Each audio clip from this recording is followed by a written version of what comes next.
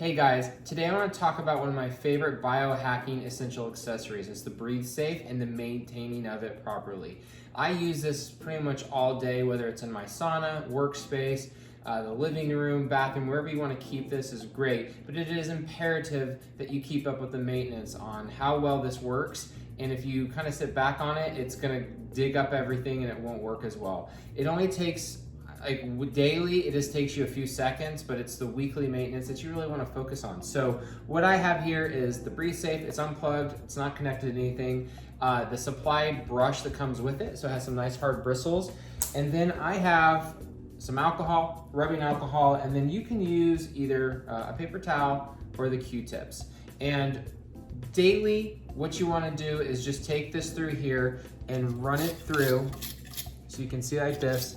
And you want to hit the brush right on the needles that are in there, which you'll see when you take this off too. So you just want to run this just a few times through here.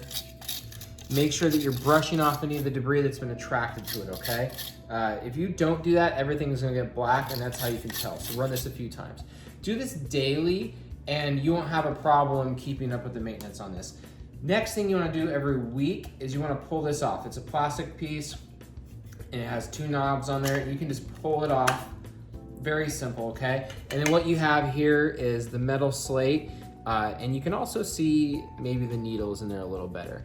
And this is where you want to really focus on taking, I'm gonna do it right now just with the Q-tips, but you just run it on here, both sides and underneath. And you'll see that what gets caked up here after a little bit is this black film. And that is what we're pushing to remove on here, okay? So it comes off pretty easily. This is already black, and I did this last week, so it just shows that this thing does the job. It does a wonderful job, but it is imperative that you keep the maintenance up. So again, if you don't want to, you can, or you don't have a Q-tip, but you have a paper towel, same thing. You can kind of just stick it on here and run it underneath. I put them in between. So it's underneath like this, and then I can run it, okay? And same things, it just, different ways will work, whatever you prefer, but just doing that again. And again, I did this last week, and it shows you it does the job well. I also use the rubbing alcohol to clean the outside.